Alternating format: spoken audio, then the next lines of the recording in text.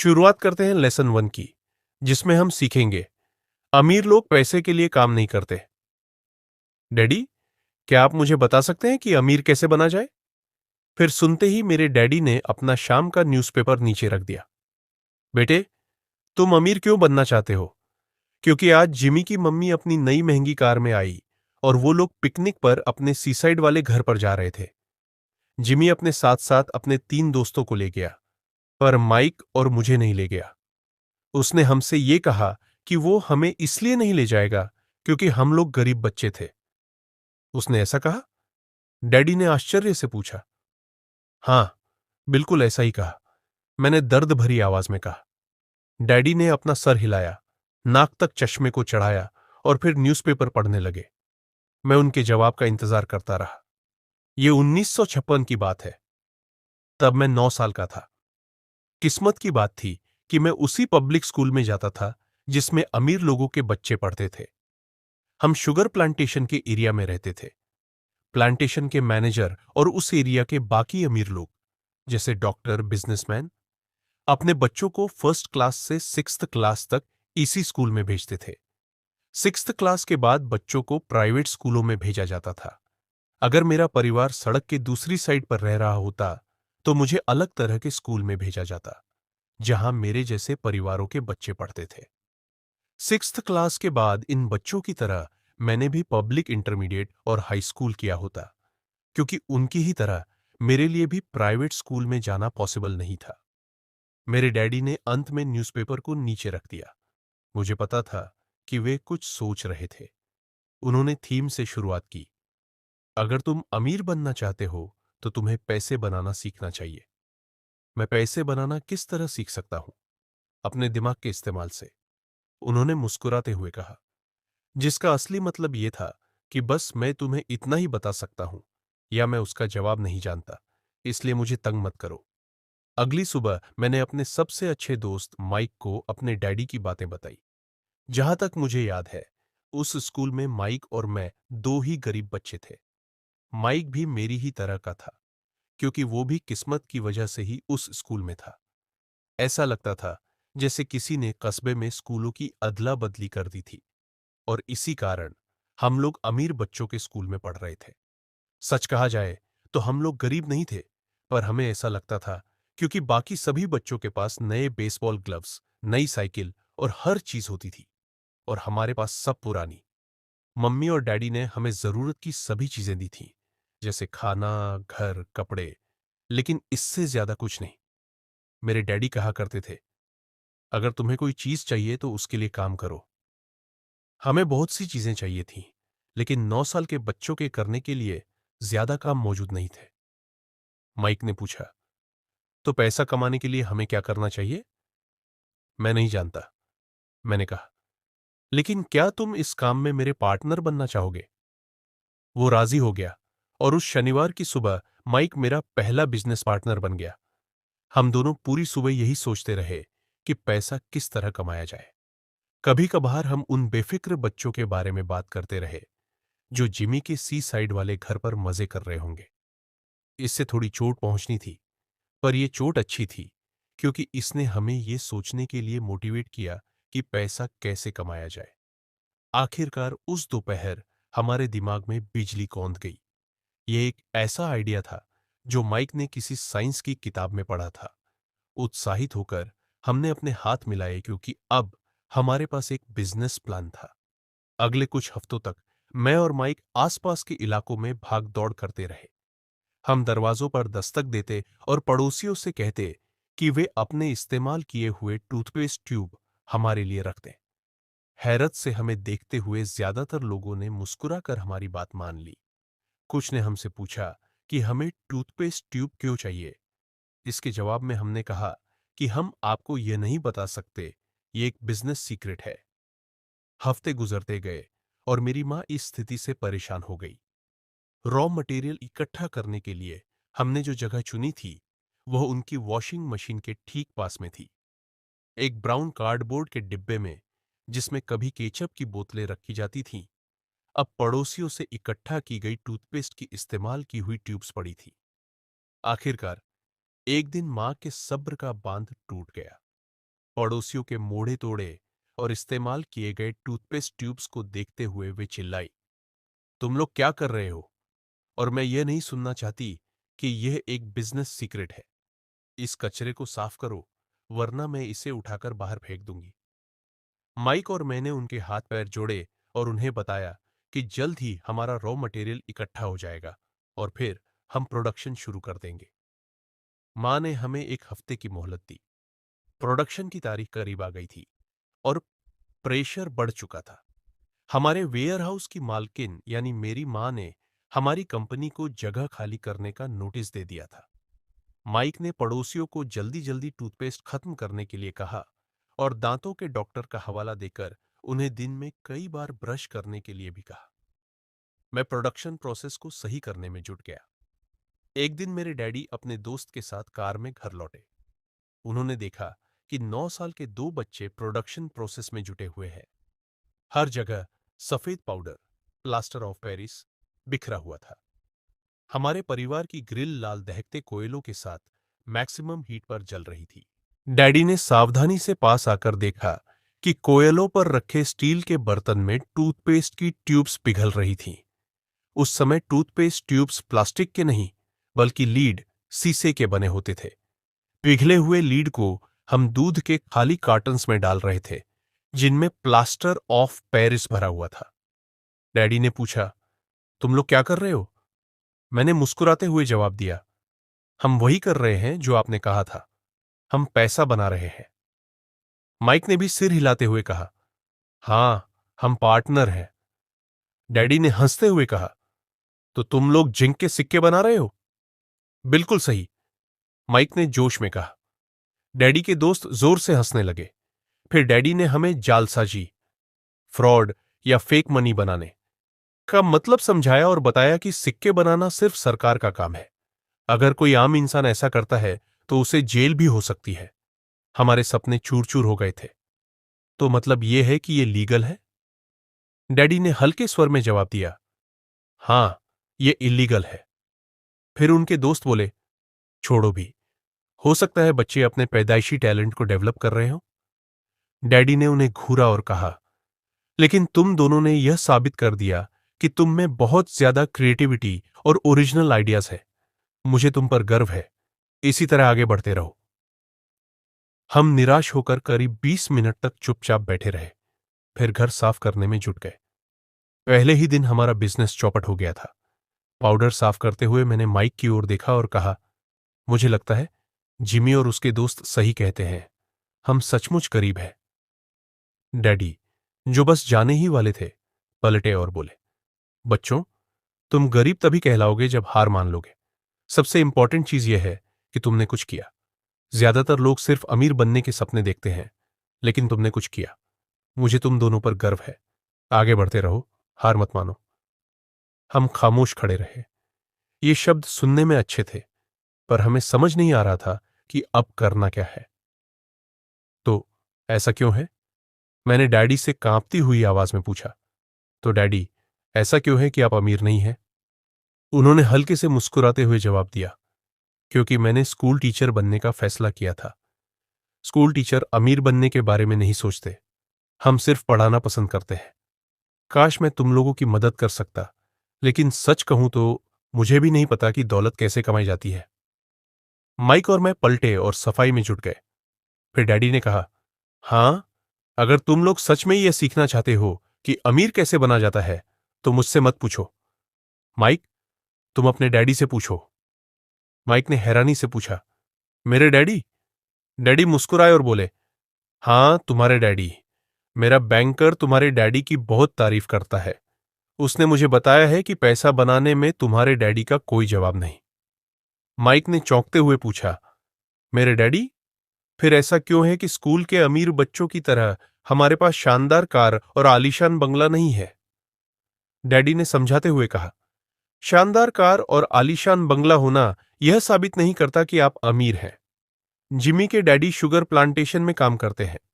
वे और मैं एक जैसे हैं। वे एक कंपनी के लिए काम करते हैं और मैं सरकार के लिए। कंपनी उन्हें कार देती है, लेकिन जब कंपनी मुश्किल में होगी, उनके पास कुछ नहीं बचेगा। तुम्हारे डैडी अलग है। वे अपना खुद का साम्राज्य बना रहे हैं। मुझे लगता है कुछ ही सालों में वे बहुत अमीर बन जाएंगे।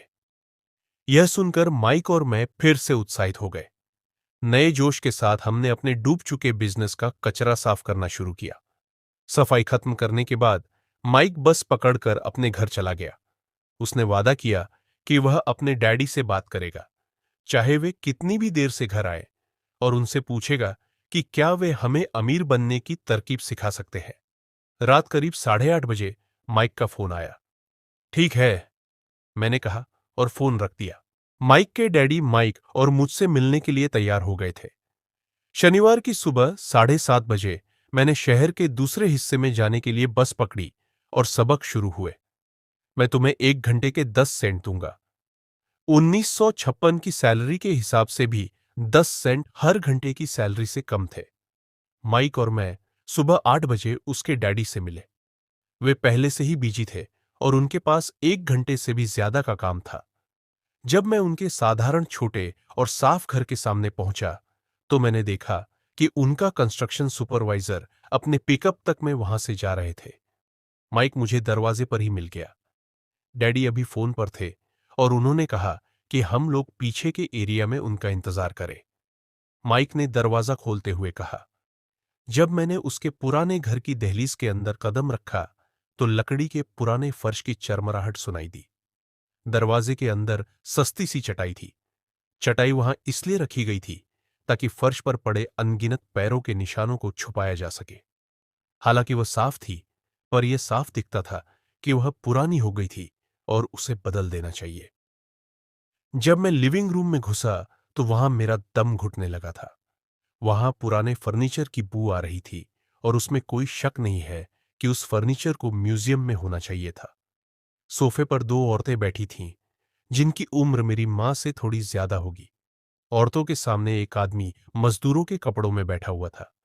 उसने खाकी पैंट और खाकी शर्ट पहन रखा था। हालांकि कपड़े साफ और प्रेस किए हुए थे।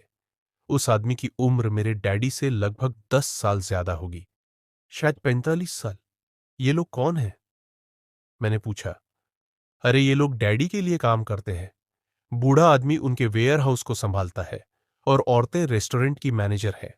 और तुमने उस कंस्ट्रक्शन सुपरवाइजर को तो देखा ही होगा, जो यहां से 50 मील दूर एक सड़क के प्रोजेक्ट पर काम कर रहा है।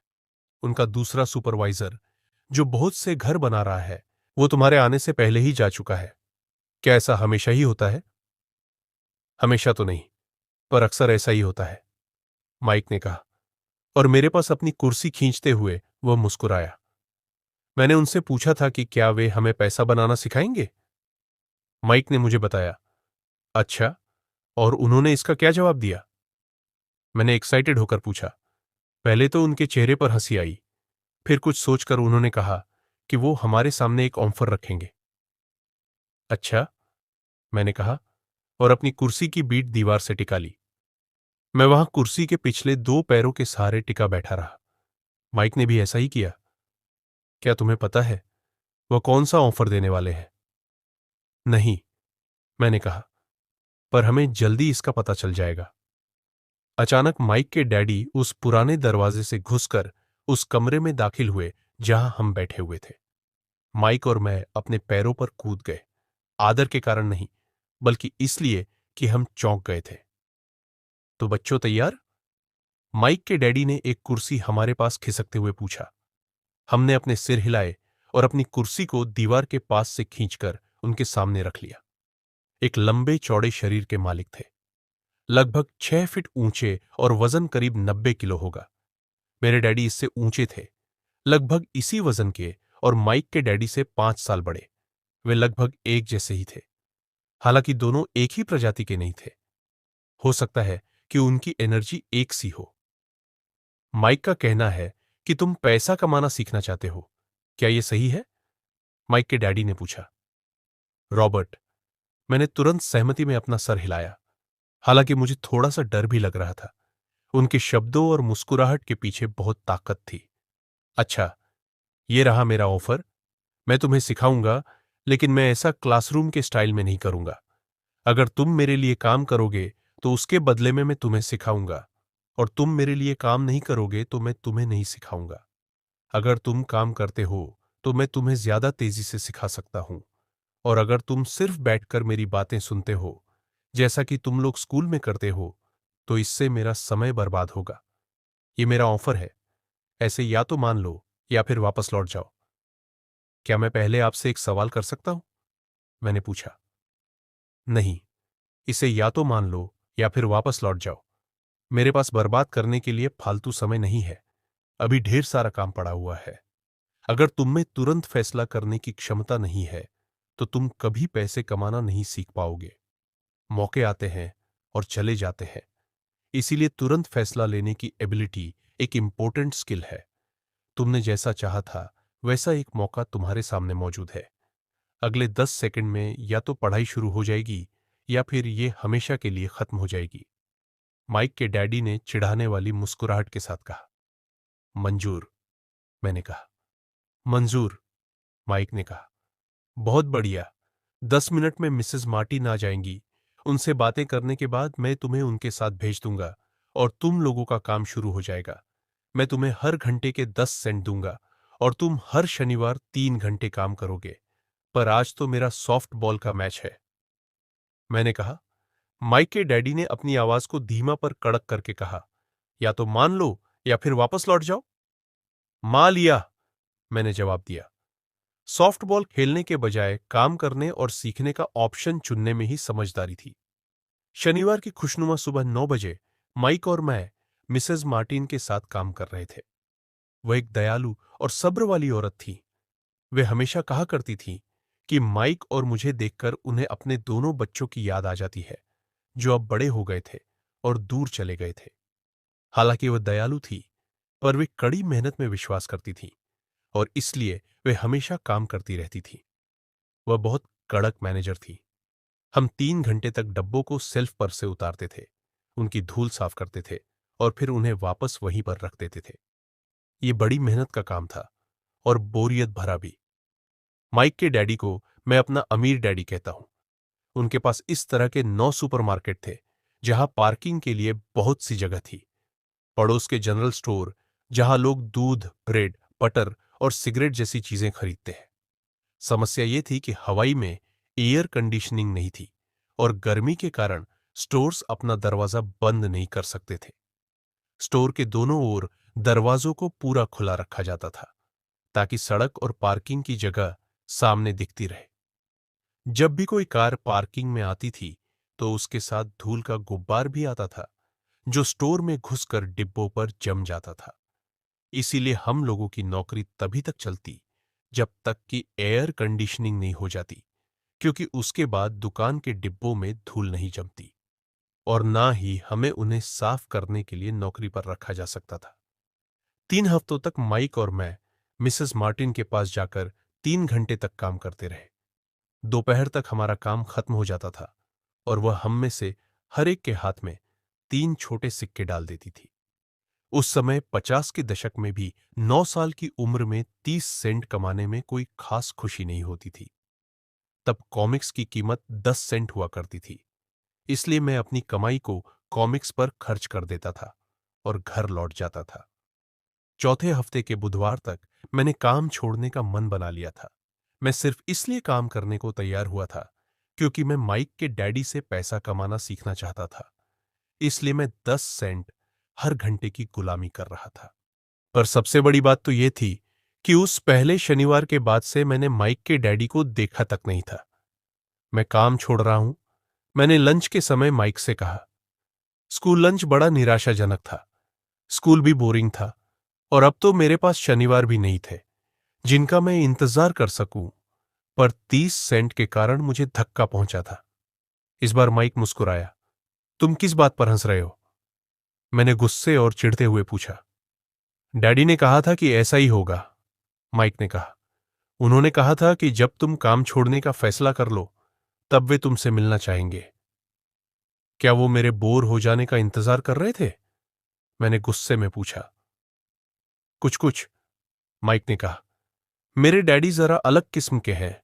उनका सिखाने का तरीका तुम्हारे डैडी के पढ़ाने के तरीके से बिल्कुल अलग है। तुम्हारे मम्मी डैडी बहुत बातें करते हैं, दूसरी तरफ मेरे डैडी बहुत कम बोलते हैं। तुम सिर्फ इस शनिवार तक इंतजार कर लो। मैं उन्हें बता दूंगा कि तुमने काम छोड़ने का फैसला कर लिया है। इसका मतलब यह है कि मेरे साथ नाटक खेला गया है। नहीं, ऐसा नहीं हुआ है, पर शायद हो सकता है। डैडी शनिवार को इसके बारे में समझाएंगे। शनिवार को लाइन में लगकर इंतजार करते हुए मैं उनका सामना करने के लिए तैयार था।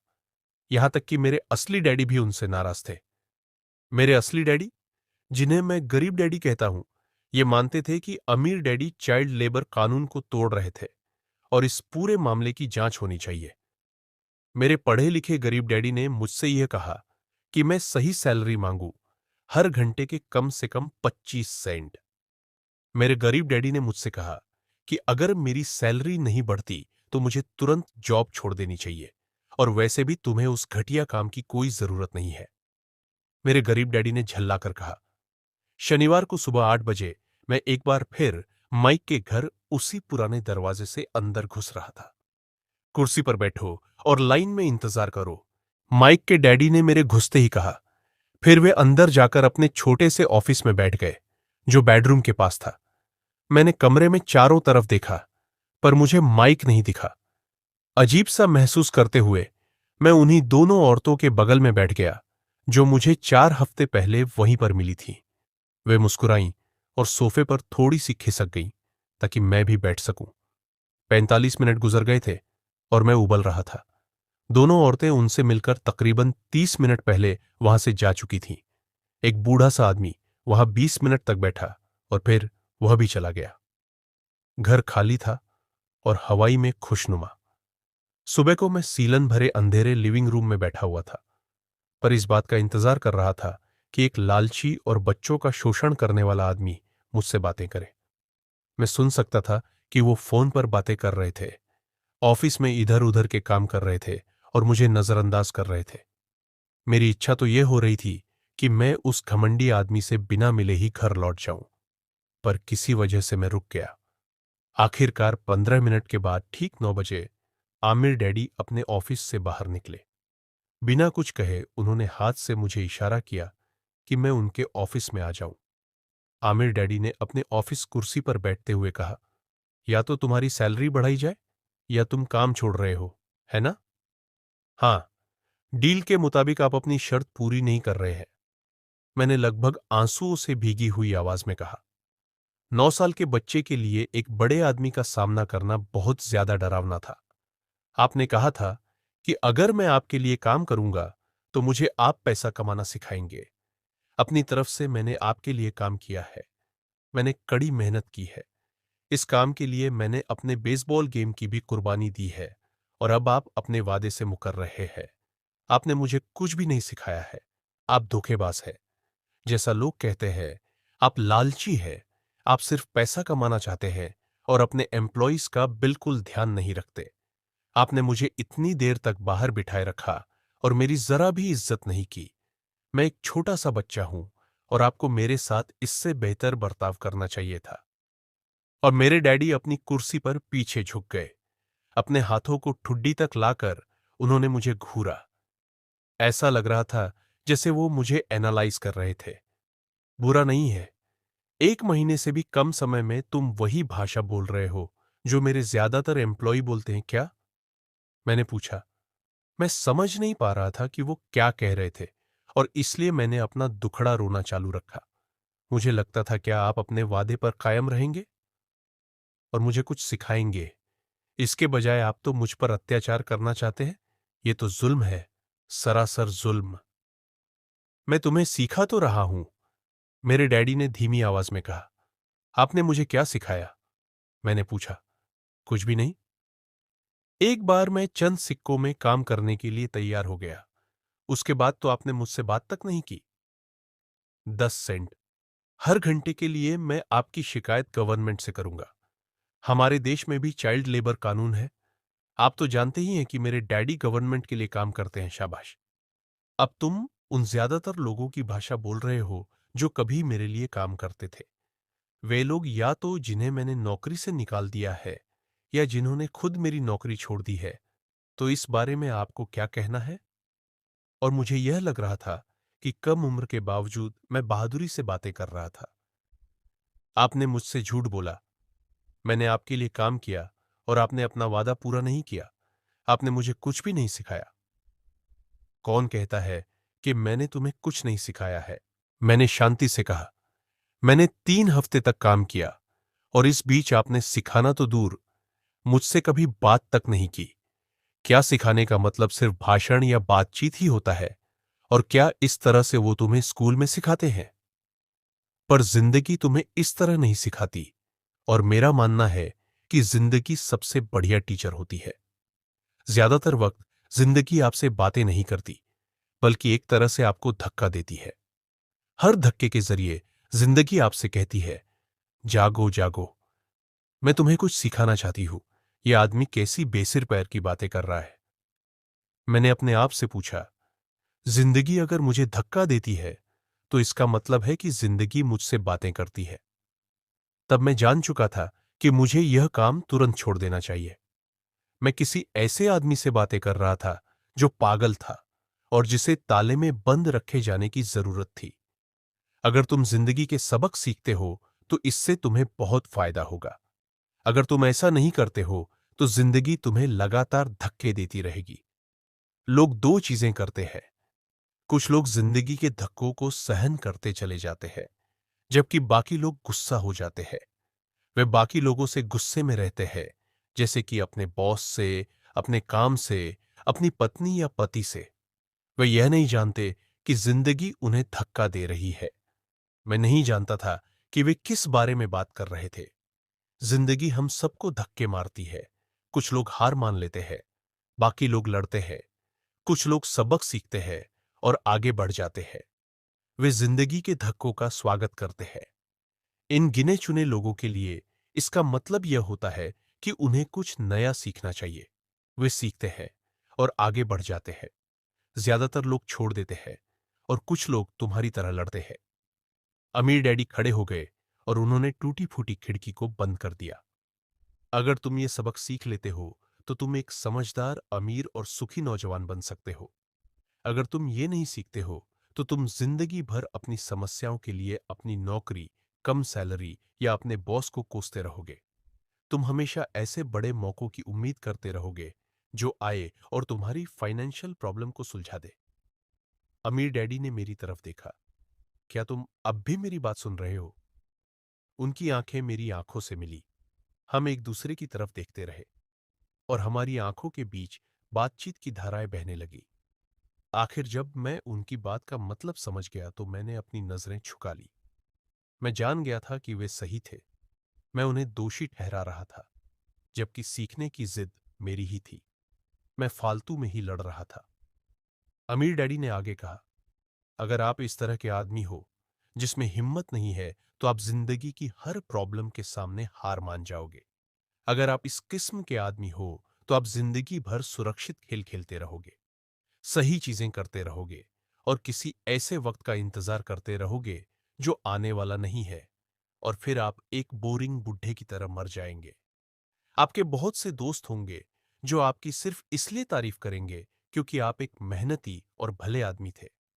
आपने अपनी जिंदगी सेफ गेम खेलने और सही चीजें करने में गुजार दी। पर सच बात तो यह है कि आपने जिंदगी की प्रॉब्लम्स के सामने घुटने टेक दिए थे। आप रिस्क मोल लेने की कल्पना तक से डरते थे। हकीकत में तो आप जीतना चाहते थे, लेकिन आपके लिए हार का डर जीतने की एक्साइटमेंट से ज्यादा ताकतवर साबित हुआ। अंदर से आप और सिर्फ आप जान पाएंगे कि आपने कभी जीतने की कोशिश ही नहीं की। आपने सुरक्षित खेल खेलने को ऑप्शन चुना। हमारी नजरें एक बार फिर मिली। 10 सेकंड तक हम एक दूसरे की तरफ देखते रहे।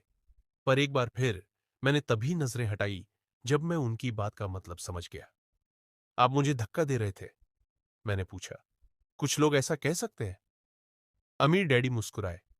मैं तो यही कहूंगा कि मैं तुम्हें जिंदगी का स्वाद चखा रहा था। कैसा स्वाद? मैंने पूछा।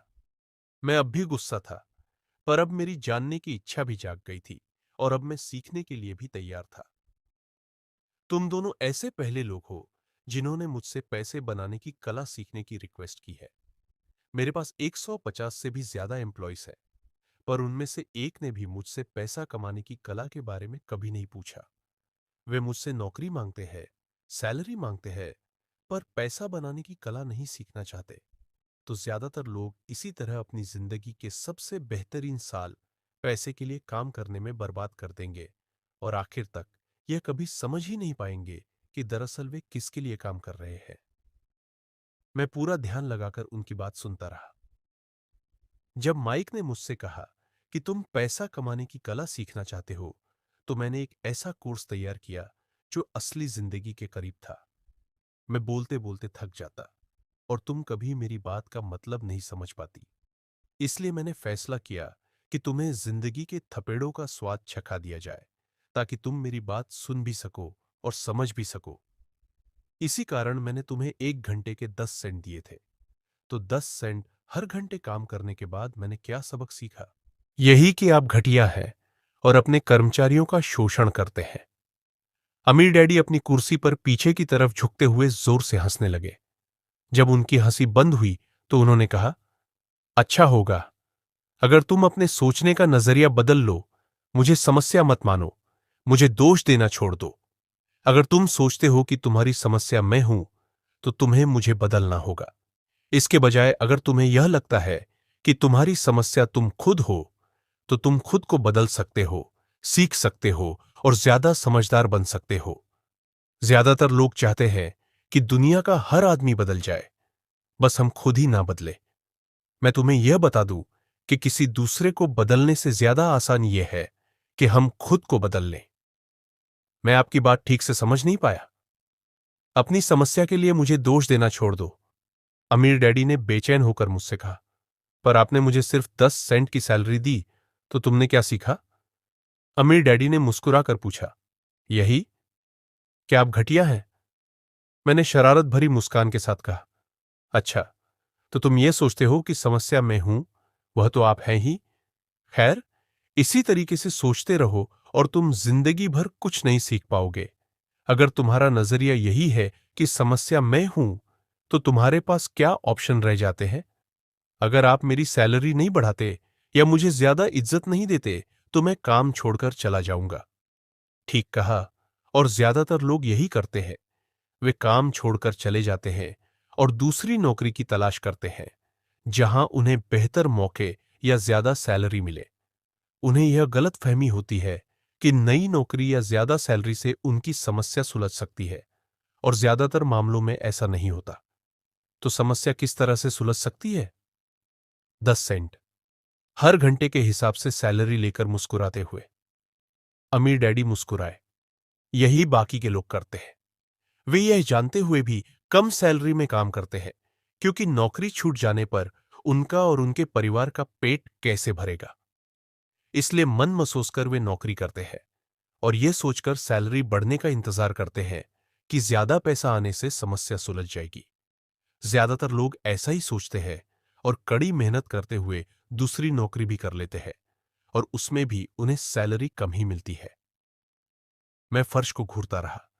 अब मैं अमीर डैडी के सबक को समझने लगा था। मुझे यह एहसास हो गया था कि यही जिंदगी का स्वाद है। आखिरकार मैंने ऊपर की ओर देखा और अपना सवाल दोहराया, तो फिर यह समस्या किस तरह सुलझेगी? इस सवाल के जवाब में अमीर डैडी ने मुझे वह बेशकीमती नजरिया दिया जो उन्हें अपने कर्मचारियों और मेरे गरीब डैडी से अलग करता था, और जिसकी बदौलत वे हवाई के सबसे अमीर आदमी बनने वाले थे, जबकि मेरे पढ़े लिखे गरीब डैडी जिंदगी भर पैसों की तंगी से जूझने वाले थे। यह एक अद्भुत नजरिया था जिसने मेरी जिंदगी का नक्शा ही बदल दिया। अमीर डैडी ने मुझे बार बार यह नजरिया याद दिलाया, जिसे मैं पहला सबक कहूंगा। गरीब और मिडिल क्लास लोग पैसे के लिए काम करते हैं, अमीरों के लिए पैसा काम करता है। मेरे गरीब डैडी ने जो शिक्षा मुझे दी थी, शनिवार की उस खुशनुमा सुबह में मैं उससे बिल्कुल अलग नजरिया सीख रहा था।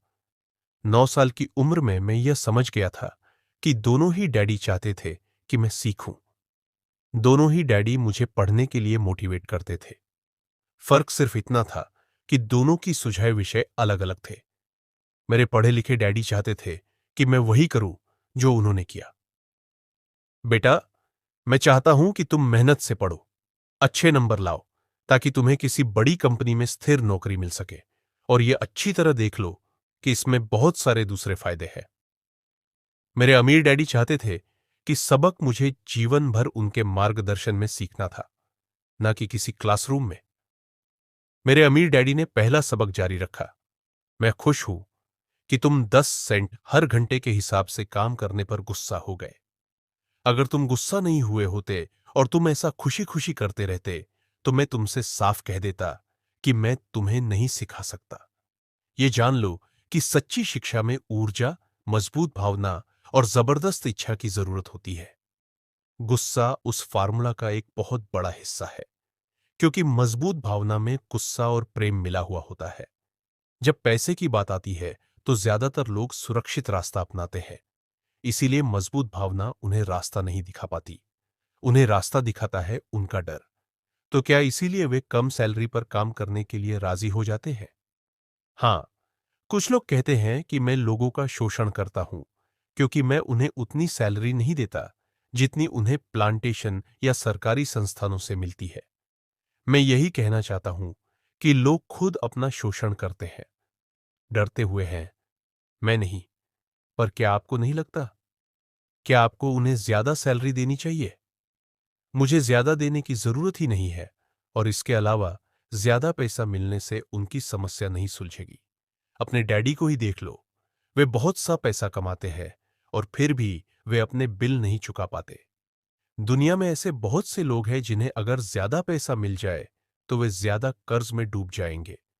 तो इसी कारण आपने मुझे 10 सेंट हर घंटे की सैलरी दी। मैंने मुस्कुराते हुए कहा, यह सबक का हिस्सा था। बिल्कुल सही। देखो, तुम्हारे डीएनडी स्कूल गए और उन्होंने बहुत बढ़िया एजुकेशन इसलिए हासिल की ताकि उन्हें अच्छी सैलरी वाला जॉब मिल सके, जो उन्हें मिल गई। पर आज भी उनके पास पैसे की तंगी है। ऐसा इसलिए है क्योंकि उन्होंने स्कूल में पैसे के बारे में कुछ भी नहीं सीखा, और सबसे बड़ी बात यह है कि वे पैसे के लिए काम करने में भरोसा करते हैं। और आप नहीं करते? नहीं, सच पूछा जाए तो बिल्कुल नहीं। अगर तुम पैसे के लिए काम करना सीखना चाहते हो तो स्कूल में ही रहो। यह सीखने के लिए उससे बढ़िया जगह कोई नहीं है। पर अगर तुम ये सीखना चाहते हो कि पैसा तुम्हारे लिए किस तरह काम करे, तो ये मैं तुम्हें सिखा सकता हूं, पर तभी जब तुम सीखना चाहो। क्या हर कोई ये नहीं सीखना चाहता? मैंने पूछा नहीं, सिर्फ इसलिए क्योंकि पैसे के लिए काम करना ज्यादा आसान है, खासकर तब जब पैसे के बारे में आपकी बेसिक भावना डर हो। मैं समझ नहीं पाया। मैंने त्योरियां चढ़ाकर कहा, उसकी चिंता फिलहाल मत करो। अभी इतना ही समझ लो कि डर के कारण ही ज्यादातर लोग अपनी जॉब कर रहे हैं। अपने बिल न चुका पाने का डर जॉब से निकाल दिए, जाने का डर, खुद के पास काफी पैसा न होने का डर, एक बार फिर से शुरू करने का डर। ये किसी बिजनेस को सीखने और पैसे के लिए काम करने की कीमत है।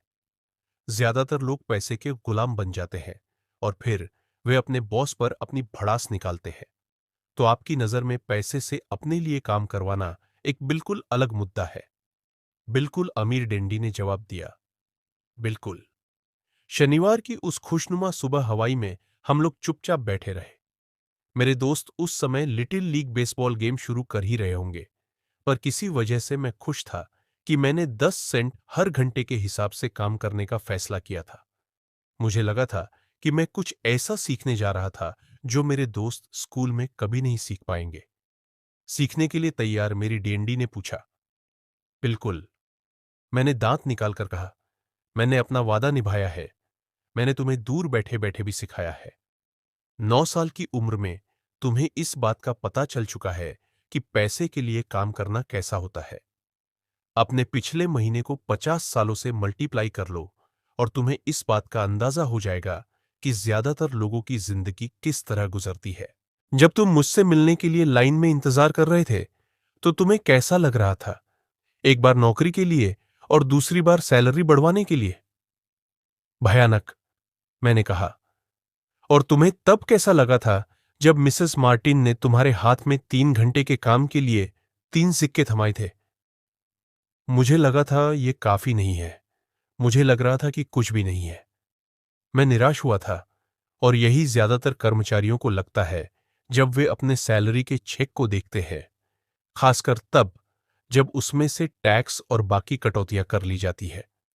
कम से कम तुम्हें तो पूरी सैलरी मिलती थी, उन्हें तो पूरी सैलरी भी नहीं मिलती। आपका मतलब है कि ज्यादातर कर्मचारियों को पूरी सैलरी नहीं मिलती है? मैंने हैरान होकर पूछा। नहीं, सरकार हमेशा अपना हिस्सा पहले ही ले लेती है। सरकार ऐसा कैसे करती है? मैंने पूछा। टैक्स। जब आप कमाते हैं तो आप पर टैक्स लगता है, जब आप खर्च करते हैं तो आप पर टैक्स लगता है, जब आप बचाते हैं तो आप पर टैक्स लगता है, और जब आप मर जाते हैं तो भी आप पर टैक्स लगता है। लोग सरकार को ऐसा क्यों करने देते हैं? अमीर लोग ऐसा नहीं करने देते हैं, अमीर डैडी ने मुस्कुराकर कहा, पर गरीब और मिडिल क्लास लोग ऐसा करने देते हैं। मैं दावा करता हूं कि मैं तुम्हारे डैडी से ज्यादा कमाता हूं, पर वे ज्यादा टैक्स चुकाते हैं। यह कैसे संभव है? मैंने पूछा। 9 साल का बच्चा सजीव आंकड़ों को नहीं समझ पा रहा था। कोई आदमी सरकार को ऐसा करने की इजाजत कैसे दे सकता है? अमीर डैडी चुपचाप बैठे रहे। मैं समझ गया कि वे चाहते थे कि मैं सुनूं, न कि उनसे फालतू सवाल करूं। आखिर में मैं शांत हो गया। जो मैंने सुना था वो मुझे अच्छा नहीं लगा था। मैं जानता था कि मेरे डैडी हमेशा टैक्स का रोना रोते रहते थे, पर दरअसल इस बारे में वे कुछ भी नहीं कर पाते थे। क्या जिंदगी उन्हें धक्का दे रही थी? अमीर डैडी मेरी तरफ देखते हुए अपनी कुर्सी में धीमे धीमे और खामोशी से हिलने लगे। सीखने के लिए तैयार हो? उन्होंने पूछा। मैंने अपना सिर धीमे से हिलाया। जैसा मैंने कहा, सीखने के लिए बहुत कुछ है। पैसे से अपने लिए काम कैसे करवाया जाए, ये जिंदगी भर चलने वाली पढ़ाई है। ज्यादातर लोग 4 साल के लिए कॉलेज जाते हैं और उनकी पढ़ाई पूरी हो जाती है। मैं पहले से ही जानता हूं कि मेरी पैसों से जुड़ी हुई पढ़ाई जीवन भर चलेगी, और इसकी वजह यह है कि मैं जितना ज्यादा जान लेता हूं, उससे भी ज्यादा जानने की मेरी इच्छा बढ़ती चली जाती है। ज्यादातर लोग इस विषय को कभी नहीं पढ़ते।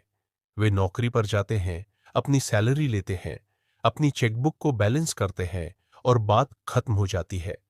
इसके बाद भी उन्हें अचरज होता है कि उनके जीवन में पैसे की समस्याएं क्यों हैं। फिर वे सोचते हैं कि ज्यादा पैसों से उनकी समस्या हल हो जाएगी।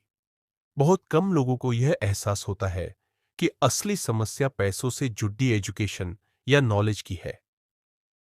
तो मेरे डैडी को टैक्स की समस्या इसलिए है क्योंकि उनमें पैसों की समझ नहीं है? मैंने बेचैन होकर पूछा। देखो, पैसे से अपने लिए काम कैसे करवाया जाए, टैक्स तो एजुकेशन का सिर्फ एक हिस्सा है। आज तो मैं सिर्फ ये देखना चाहता था कि तुम में अब भी पैसे के बारे में सीखने की गहरी इच्छा बची है या नहीं। ज्यादातर लोगों में सीखने की गहरी इच्छा नहीं होती। वे स्कूल जाना चाहते हैं, कोई बिजनेस सीखना चाहते हैं, अपनी नौकरी में मजे करना चाहते हैं और ढेर सारा पैसा कमाना चाहते हैं।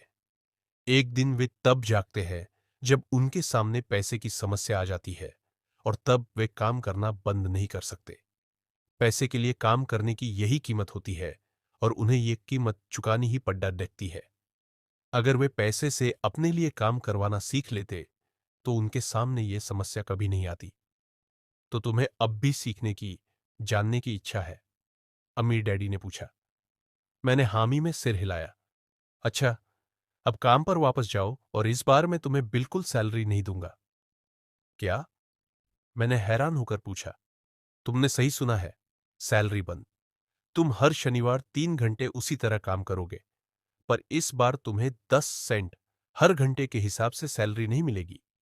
तुम्ही ने तो कहा था कि तुम पैसे के लिए काम करना नहीं सीखना चाहते, इसलिए मैं बदले में तुम्हें कुछ भी नहीं दूंगा। मुझे अपने सुने हुए शब्दों पर भरोसा नहीं हो रहा था। मैंने माइक से पहले ही बात कर ली है। वो पहले से ही काम कर रहा है, मुफ्त में डिब्बों की सफाई कर रहा है और उन्हें करीने से जमा रहा है। अब तुम भी जल्दी से जाकर काम में जुट जाओ। ये ठीक नहीं है, मैं चिल्लाया। आपको कुछ ना कुछ सैलरी तो देनी चाहिए। तुमने कहा था कि तुम सीखना चाहते हो। अगर तुम इस बात को अभी नहीं सीख पाओगे तो तुम भी उन्हीं 2 औरतों और बूढ़े आदमी की तरह बन जाओगे जो मेरे लिविंग रूम में बैठे थे। ये लोग पैसे के लिए काम करते हैं और डरते हैं कि मैं उन्हें नौकरी से न निकाल दूं। या तुम अपने डैडी की तरह बन जाओगे, जो पैसा तो बहुत कमाते हैं पर गले तक कर्ज में डूबे रहते हैं। शायद उन्हें यह उम्मीद रहती है कि ज्यादा पैसे से उनकी समस्या सुलझ जाएगी। अगर तुम यही चाहते हो तो मैं एक बार फिर 10 सेंट के अपने पुराने वादे पर लौटने के लिए तैयार हूं। या तुम वो कर सकते हो जो ज्यादातर लोग करते हैं, इस बारे में शिकायत करो कि सैलरी बहुत कम है और तुम ये नौकरी छोड़कर दूसरी नौकरी की तलाश शुरू कर दो। मेरी समझ में नहीं आ रहा है कि मैं क्या करूं, मैंने पूछा। अमीर डैडी ने अपने सिर पर उंगली रखी। इसका इस्तेमाल करो। अगर तुम इसका सही इस्तेमाल करोगे तो तुम मुझे जल्द ही इस बात के लिए धन्यवाद दोगे कि मैंने तुम्हें मौका दिया, और एक दिन तुम बहुत अमीर आदमी बन जाओगे। मैं वहां यह सोचते हुए खड़ा था कि मुझे कितना घटिया विकल्प दिया जा रहा है। मैं यहां अपनी सैलरी बढ़वाने आया था, पर अब मुझे मुफ्त में काम करने के लिए कहा जा रहा है। अमीर डैडी ने एक बार फिर अपनी उंगली को सिर पर रखा और कहा, इसका इस्तेमाल करो। अब यहां से जाओ और अपने काम में जुट जाओ। तो सबक एक, अमीर लोग पैसे के लिए काम नहीं करते,